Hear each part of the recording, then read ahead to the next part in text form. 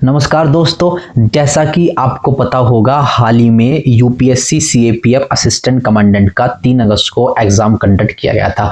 अब उसके बाद जो रिजल्ट होता है एक्सपेक्टेड, अगर मैं आपको बताऊं कि कब तक रिजल्ट आ जाता है, अगर हम यूपीएससी सीएपीएफ के पिछले ट्रेंड को देखें तो आपका जो रिजल्ट है वो 3rd वीक ऑफ सितंबर तक आपको देखने को मिल सकता है। ठीक है ना, क्योंकि रिजल्ट को लेकर काफी लोगों ने पिछली वीडियोज में क्वेश्चंस पूछे थे, तो 3rd वीक ऑफ सितंबर तक आपको अपना रिजल्ट देखने को मिल सकता है। अब जो लोग इसमें जो फर्स्ट स्टेज होती है उसमें जो क्वालिफाई होते हैं वो फिर नेक्स्ट स्टेज यानी कि जो पीईटी, आप ध्यान रखना, पीईटी जो फिजिकल एलिजिबिलिटी टेस्ट होता है उसके लिए क्वालिफाई होते हैं।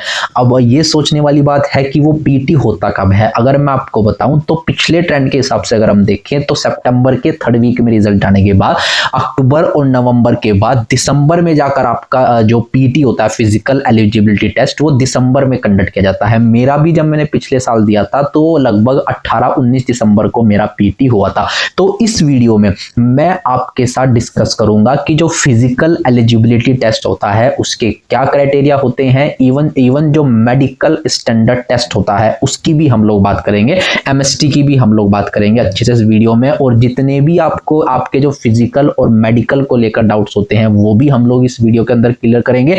और जो मैंने खुद एक्सपीरियंस किया था फिजिकल या मेडिकल में और जो मैंने गलती की थी वो आप लोग ना करें, इसके लिए ही मैं वीडियो लेकर आया हूं। इसलिए आप लोग इस वीडियो को लास्ट तक जरूर देखना, आपके सारे डाउट्स मैं यहाँ पर क्लियर करने की कोशिश करूंगा। ठीक है, तो हम लोग शुरुआत करते हैं। मैं आपकी शुरुआत करूंगा मेरे खुद के एक्सपीरियंस से और मैं साथ साथ आपको जो क्राइटेरिया है वो भी बताता चलूंगा। ठीक है, अब हम बात करते हैं कि जब मेरा फिजिकल हुआ था लास्ट ईयर, क्योंकि अगर मैं आपको बताऊं एक और इंपॉर्टेंट चेंज है बीच में, इसलिए बता रहा हूं क्योंकि आपको पता होना चाहिए कि इस बार की जो प्रोसेस है सन 2025 की, उसमें यूपीएससी के द्वारा एक बड़ा बदलाव किया गया है। पहले क्या होता था कि पीईटी जो फिजिकल एलिजिबिलिटी टेस्ट और एमएसटी होते थे वो एक ही दिन कंडक्ट होते थे, मतलब उसी सेम टाइम पर, पहले पीईटी और फिर तुरंत वहां पर एमएसटी। लेकिन इस बार यूपीएससी ने पैटर्न चेंज कर दिया है, प्रोसेस के अंदर बदलाव किया है। क्या बदलाव किया है कि पीईटी तो होगा दिसंबर में, लेकिन जो इंटरव्यू है जो 3rd स्टेज है उसके बाद एमएसटी होगा, उसके बाद मेडिकल स्टैंडर्ड टेस्ट होगा उसके बाद, लेकिन पहले दोनों एक साथ होते थे। तो ये आपको नॉलेज होनी चाहिए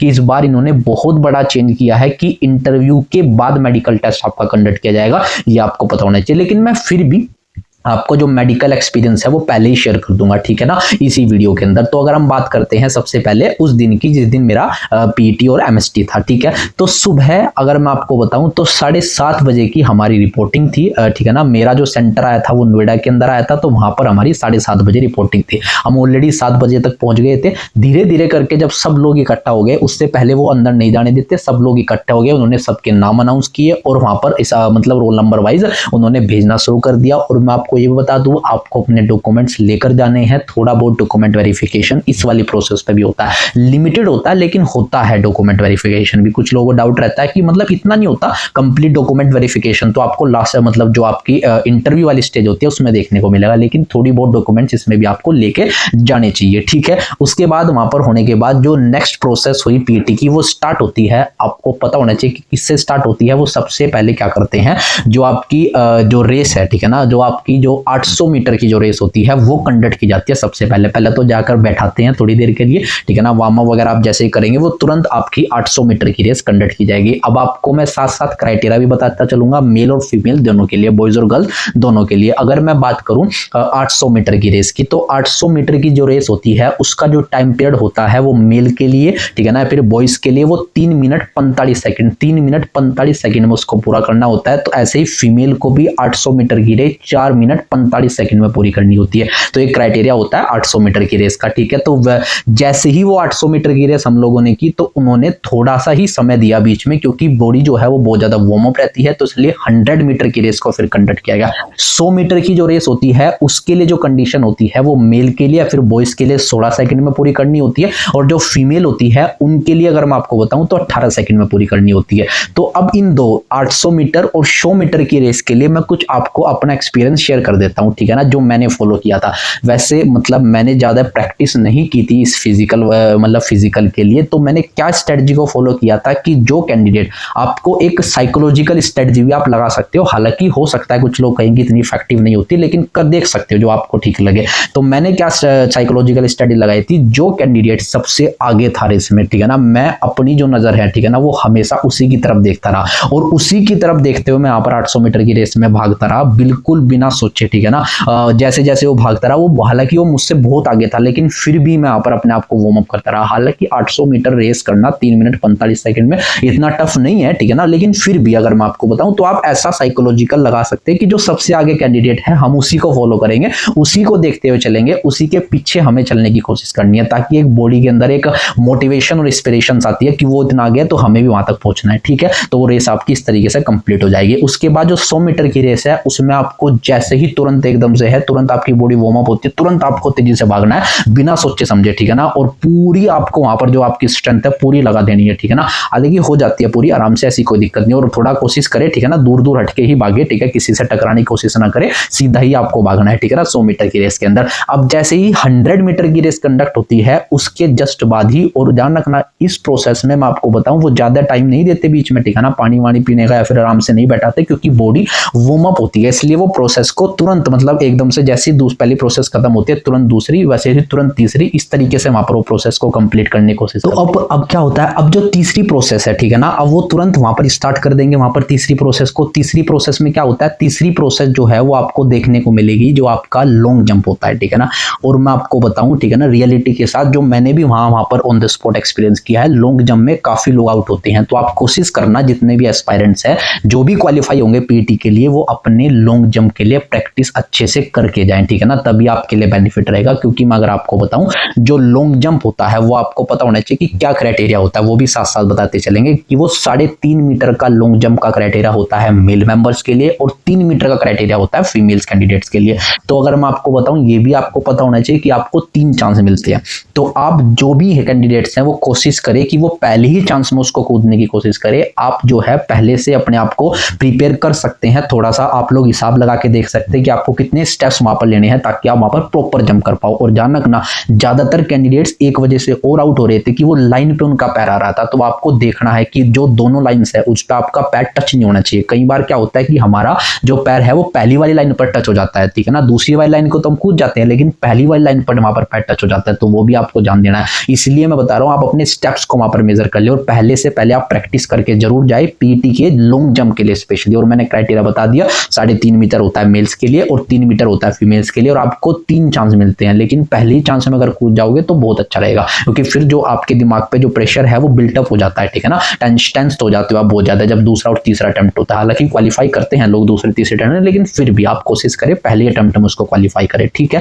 अब लॉन्ग जंप के तुरंत बाद आपको दूसरा जो आपका चौथा इवेंट है वो देखने को मिलेगा, वो होता है शॉर्ट पुट का। अब शॉर्ट पुट में क्या होता है, शॉर्ट पुट का अगर मैं आपको बताऊं, जिसका वेट होता है 7.26 kg का उसका वेट होता है, ठीक है ना। कितनी दूर आपको फेंकना होता है वो दोनों के लिए, वहां पर मेल और फीमेल के लिए दोनों के लिए सेम होता है, 4.5 मीटर आपको फेंकना होता है। एक वो क्या करेंगे, गोल वहां पर सर्कल बनाएंगे, उसमें आप लोग खड़े होंगे, ठीक है ना, शॉर्ट पुट को ऐसे हाथ पे वहां पर लेंगे, ठीक है, और आपको फेंकना होगा। और आपको जो सर्कल है उससे बाहर नहीं यहाँ पर कदम रखना है, ठीक है ना अपना झुकाव जो है बॉडी को ज्यादा बेंड करना है, ठीक है। तो वो हो जाता है, इतना बड़ा इवेंट मतलब इतना टफ नहीं वहां पर पड़ता, ये नहीं कहेंगे बड़ा है, तो वहां पर इतना टफ नहीं पड़ता, पर दूसरे जो इवेंट्स होते हैं उनके कंपेरेबल, तो आप उसको 4.5 मीटर दूर कितना भी दूर फेंक सकते हैं, ठीक है।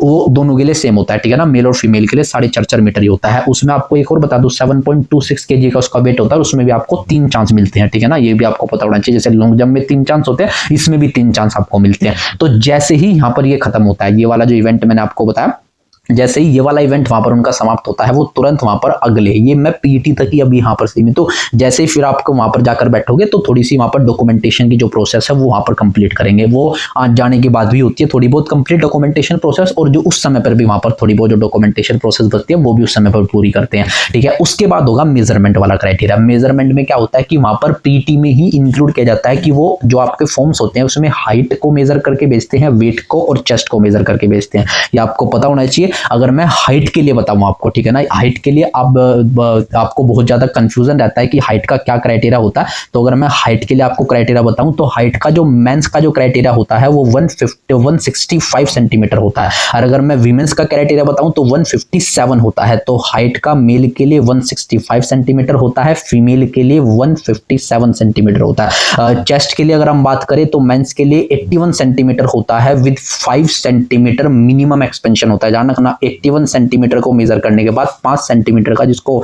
फुलाव बोलते हैं या फिर एक्सपेंशन बोलते हैं, वो भी आपका इंक्लूड होता है उसके अंदर, ठीक है ना, वो भी होना चाहिए अलग से, ठीक है ना, विद 5 सेंटीमीटर मिनिमम एक्सपेंशन, ठीक है ना, आपका इतना होना चाहिए कि मतलब 81 सेंटीमीटर तो होगा बिना एक्सपेंड किए, और साथ में 5 सेंटीमीटर होगा वो एक्सपेंड करने के बाद, मतलब वो एक्सपेंशन कहेंगे आपको करने के लिए, तो वो आपको देखने को मिलेगा। अगर किसी का घर पे नहीं आ रहा है इतना, तो वो थोड़े बहुत पुशअप्स मार के चले, ऐसा नहीं है कि वो आपको एकदम से रिजेक्ट कर देंगे, वो आपको बोलेंगे पहले कि थोड़े पुशअप मारे, थोड़ा बहुत उससे एक्सपेंशन बढ़ जाता है, ठीक है ना। अगर किसी का 80 है तो 81 सेंटीमीटर तक पहुंच जाता है, लेकिन अगर किसी का कम आ रहा है घर पे, ठीक है ना, क्योंकि वहां पर चीजें बहुत ज्यादा कम आती है, हाइट भी कम ही मेजर होती है, तो वो पहले ही घर पर इस चीज के प्रिकॉशंस ले लें कि वो घर पे ही चीज की प्रैक्टिस कर ले, ठीक है ना, वो पुशअप्स वगैरह मार ले ताकि चेस्ट का एक्सपेंशन वहां पर पॉसिबल हो सके, ठीक है ना, क्योंकि चेस्ट के केसेस में भी 1-2 रिजेक्शन देखने को मिलते हैं, ठीक है। उसके बाद अगर मैं बताऊं, अगर हम फीमेल की वीमेन की बात करें तो कोई एप्लीकेबल नहीं होता चेस्ट के केस में। अगर हम वेट की बात करें तो मेंस के लिए क्या होता है 50 केजी होता है, फीमेल के लिए कितना होता है 46 केजी होता है। ये आपको पता होना चाहिए कि यहाँ पर जो वेट होता है उसका मेंस के लिए 50 केजी होता है और फीमेल के लिए 46 केजी होता है। वेट का भी बहुत ज्यादा कंफ्यूजन रहता है। हालांकि मैं आपको ये भी बता दूं कि इन्होंने अलग से अगर आप नोटिफिकेशन में देखोगे जाके, जो अपेंडिक्स 5 है उसके अंदर अलग से इन्होंने मेंशन किया है कि हाइट और वेट के रेशो के हिसाब से भी उन्होंने बताया कि, और एज के हिसाब से भी,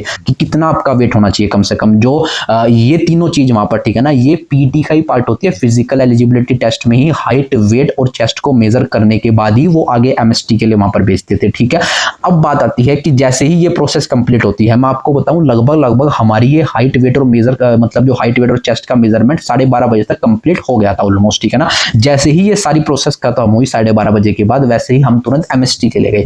हालांकि ये मैंने शुरुआत में बताया था कि इस बार की जो प्रोसेस है उसमें इन्होंने चेंजेस किए हैं कि एमएसटी जो है वो इंटरव्यू के बाद में होगा, ठीक है ना। लेकिन फिर भी मैं आपको पहले ही अपना एक्सपीरियंस शेयर कर रहा हूं। एमएसटी का भी, मैं जो मेडिकल स्टैंडर्ड टेस्ट होता है, आप उसका भी पहले ही वहां पर देख लो कि कौन कौन सी चीजें आपके पास हो, मतलब अवेलेबल होनी चाहिए, ठीक है ना। या फिर वहां पर बहुत सारे डाउट्स होते हैं एमएसटी को लेकर, तो हम 1 बाय 1 करके सारे डाउट्स को क्लियर करेंगे, ठीक है।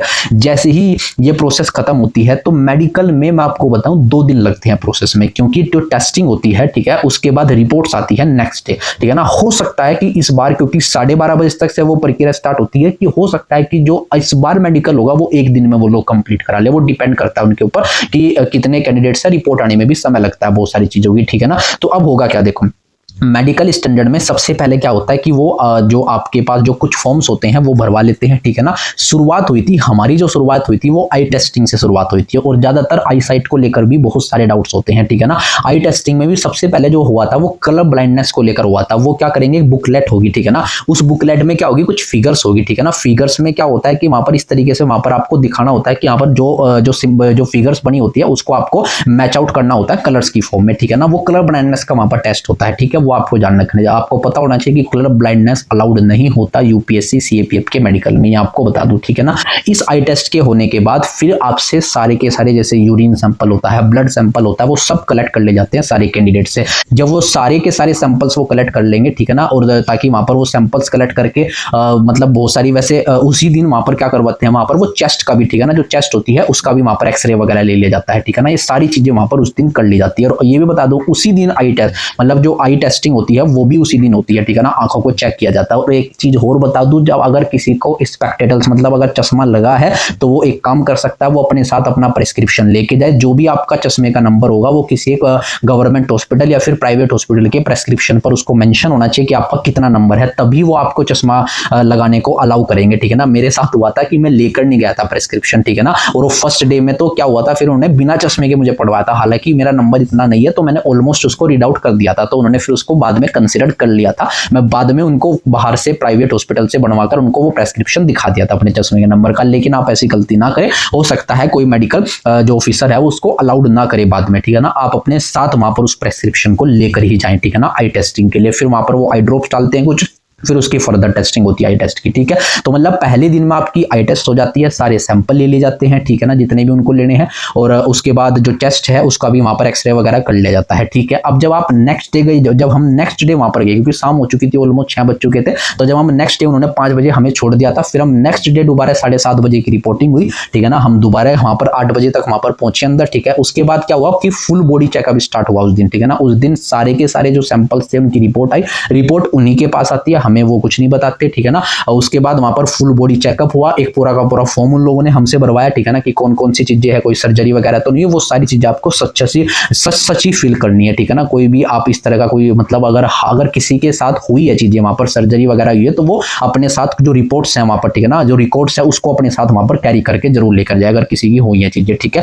तो पहले दिन की मैंने बात कर ली, दूसरे दिन की बात कर ली, और जो दूसरा दिन हुआ उस दिन आपकी फुल बॉडी चेकअप होगा, जैसे ईयर होता है, नोज होता है, ठीक है ना, टीथ होते हैं, नेक वगैरह, मतलब सब कुछ वहां पर फुल बॉडी चेकअप आपका देखने को मिलेगा, जो सेकंड डे होता है, ठीक है ना। और वो फुल बॉडी चेकअप होने के बाद फिर आपकी वो लोग क्या करते हैं, रिपोर्ट्स को प्रिपेयर करते हैं। और ध्यान रखना, कुछ लोगों को इस तरह के भी डाउट्स होते हैं कि वो बुलवा कर भी देखते हैं भाई, ठीक है ना। कुछ मतलब उन्होंने मुझसे भी पैराग्राफ बुलवा के देखा था, थोड़ा जंप करवाया था, ठीक है ना, सांस वगैरह, ठीक है ना, बीपी वगैरह, जो ब्लड प्रेशर होता है वो भी मेजर करते हैं। मेरा ब्लड प्रेशर थोड़ा सा वहां पर ज्यादा रहता है बार बार, हालांकि उस चीज का आपको ध्यान रख के चलना है, जब ब्लड प्रेशर थोड़ा सा ज्यादा है, आप थोड़े अपने आप को थोड़ा सा काम रखें उस सिचुएशन में, ठीक है ना। अगर आप काम रखेंगे अपने आप को सिचुएशन में, तो आपका जो बीपी है वो नॉर्मली आएगा, ठीक है ना। मेरा थोड़ा सा पहले ज्यादा आएगा, फिर वहां पर जब उन्होंने दोबारा मेजर किया तो वो कम हो गया था ऑटोमेटिकली। तो आप अपने आप को काम रख के बीपी भी वो लोग मेजर करते हैं, ठीक है। उसके बाद स्ट्रमिंग अगर किसी को है, कुछ होता है ना, हकलानापन होता है, तो वो इन्होंने अलाउड नहीं किया हुआ, तो वो बुलवा कर वहां पर देखते हैं, ठीक है ना। और भी अगर किसी को डाउट है, एक आई टेस्टिंग को लेकर एक बहुत बड़ा डाउट होता है लेजिक को लेकर, ठीक है ना। इन्होंने आपको पता होगा कि चश्मा अलाउड है, और वहां पर -4 और +4 तक का वहां पर चश्मा बिल्कुल अलाउड है, कोई दिक्कत नहीं है। लेजिक तक अलाउड है, ठीक है ना। उसके लिए हालांकि क्राइटेरिया मेंशन किया, एक बार आप नोटिफिकेशन में जाकर जो अपेंडिक्स फिक्स होता है उसको आप एक बार जरूर वहां पर ध्यान से पढ़ ले, ताकि आपको पता चल जाए कि क्या कंप्लीट क्राइटेरिया होता है, ठीक है ना। और आपको पूरा आइडिया हो जाए कि हाँ, अगर मतलब कोई भी दिक्कत होगी, अगर लेजिक अगर हुई होगी, ठीक है ना, वो उसका भी एक प्रॉपर क्राइटेरिया मेंशन वहां पर किया हुआ है, ठीक है। तो ये सारी प्रक्रिया होने के बाद लास्ट में 12:30 बजे के आसपास या फिर 2 बजे के आसपास उन्होंने हमें रिपोर्ट दी, ठीक है ना। उस मतलब रिपोर्ट नहीं, एक प्रॉपर एक छोटा सा स्लिप होती है, एक डॉक्यूमेंट होता है, ठीक है ना। वो मतलब उन्होंने कहा कि हाँ आप लोग, मतलब उन्होंने एक लिस्ट बोल ली, ठीक है ना, लिस्ट में से नाम बोल ले। उस नाम में से क्या हुआ कि जो कैंडिडेट्स जो होते हैं, जो मतलब क्वालिफाइड होते हैं किसके लिए, नेक्स्ट स्टेज के लिए, उनके नाम बोल ले, ठीक है। और बाकी जिनके नाम नहीं बोले गए, मैं आपको बता दूं, जिनके नाम नहीं बोले गए उनको कोई ना कोई पॉइंट मिलता है, वो आई के अंदर मिलो, या फिर यूरिन सैंपल में कोई दिक्कत हो, या फिर ब्लड सैंपल में कोई दिक्कत हो, तो उनको कोई ना कोई पॉइंट वहां पर मिला होगा, जिनके नाम वहां पर नहीं बोले होंगे, या फिर नाम अलग से बोले जाएंगे कि इनको पॉइंट मिला है, ठीक है। अब वो ये भी मैं आपको बता दूं, ठीक है ना, कुछ लोगों को ये डाउट होता है कि मतलब कुछ केसेस तो ऐसे होते हैं, कुछ वहां पर केसेस जैसे कलर ब्लाइंडनेस है, ठीक है ना, उसका दोबारा नहीं होगा। अगर किसी की और कोई समस्या है, कोई ऐसी समस्या है जिसमें कुछ दोबारा उसको कंसीडर किया जा सकता है, तो वो किसी और दूसरे हॉस्पिटल में, एम्स वगैरह में वहां पर लेकर जाते हैं स्टूडेंट्स को, और दोबारा कंसीडर करते हैं। जैसे कि अगर किसी की आंखों में कोई दिक्कत आई और उनके पास वहां पर मतलब ऑन द स्पॉट कोई मशीन अवेलेबल नहीं है, तो वो दोबारा उस चीज को कंफर्म करने के लिए कि वो है या नहीं है, मतलब डाउटफुल केसेस भी होते हैं। तो आप ये कंप्लीटली मत मान लेना कि डाउटफुल केसेस नहीं होते, डाउटफुल केसेस भी होते हैं। जब पूरा कंफर्म हो जाता है तभी वो मेडिकल रिजेक्शन देते हैं। मैं आपको दोबारा बता दूं, जब पूरा कंफर्म हो जाता है तभी वो लोग मेडिकल रिजेक्शन देते हैं, उससे पहले मेडिकल रिजेक्शन नहीं देते वहां पर, ठीक है ना। और आपको प्रॉपर रीजन लिख के वो लोग मेडिकल रिजेक्शन देंगे, ठीक है ना, उसका क्या रीजन रहा है, ऐसे मेडिकली रिजेक्ट नहीं कर सकते। ये आपको बता दूं, जब फाइनल कंफर्मेशन होगी, ठीक है ना, नोडल ऑफिसर वगैरह जितने ऑफिसर्स होंगे, जब उनके साइन हो जाएंगे, 2-3 बार अगर कंफर्मेशन हुआ है, ठीक है ना, दूसरे हॉस्पिटल से, उनके भी जब साइन और रिपोर्ट मेंशन होगी, तब जाकर आपका मेडिकल रिजेक्शन दिया जाएगा, उससे पहले नहीं दिया जाएगा। तो अगर किसी को किसी भी केस में बहुत ही मिनिमल समस्या है, तो वो इस चीज से बिल्कुल भी मत डरे, ठीक है ना। मेडिकल रिजेक्शन इतना आसानी से नहीं मिलता, ठीक है ना। बहुत ही यहाँ पर क्रिटिकल केस है, ठीक है, बहुत ही मतलब कोई ऐसी चीज है जिसको अलाउ ही नहीं किया जा सकता, उसी को मेडिकल रिजेक्शन दिया जाता है, ठीक है ना। और बाकी चीज आप एक बार नोटिफिकेशन में देखोगे, अपेंडिक्स 5 आप एक बार जाकर पढ़ोगे तो आपको सब वहां पर क्लियर आउट हो जाएगा। फिर भी, ठीक है ना, क्योंकि उसके बाद क्या हुआ कि जैसे ही मेडिकल खत्म हुआ, ठीक है ना, उसके बाद नेक्स्ट स्टेज हुई इंटरव्यू की। लेकिन मैंने आपको बताया कि इस बार क्या होगा, मेडिकल बाद में होगा, तो हो सकता है एक दिन में पूरा हो जाए, वो डिपेंड करता है सिनेरियो के ऊपर, ठीक है। तो आप इस बार जो पीटी होगा, ठीक है ना, उसके लिए अपने आप को अच्छे से प्रिपेयर करके जाए। अगर किसी को फिर भी कोई भी डाउट है तो मुझे इंस्टाग्राम पर डायरेक्टली पर्सनली भी पूछ सकता है। अगर किसी को कोई भी डाउट है किसी भी प्रकार का, ठीक है ना, वो पर्सनली भी मुझसे पूछ सकता है। इंस्टाग्राम का लिंक आपको डिस्क्रिप्शन में मिल जाएगा। लेकिन अगर फिर भी कोई भी ऐसा डाउट है जो कमेंट सेक्शन में पूछा जा सकता है तो आप कमेंट सेक्शन में पूछ ले। कमेंट सेक्शन में डाउट पूछने का एक ये भी फायदा होता है कि जो दूसरे कैंडिडेट्स होते हैं उनके भी डाउट्स वहां पर क्लियर आउट हो जाते हैं, ठीक है ना। तो आप कमेंट सेक्शन में भी अपने डाउट को पूछ सकते हैं। मतलब पीटी और एमएसटी से संबंधित आपका कोई भी डाउट है तो आप कमेंट सेक्शन में मेंशन कर सकते हैं। तो ठीक है, धन्यवाद। अभिज्ञान आपके साथ हमेशा जुड़ा रहेगा।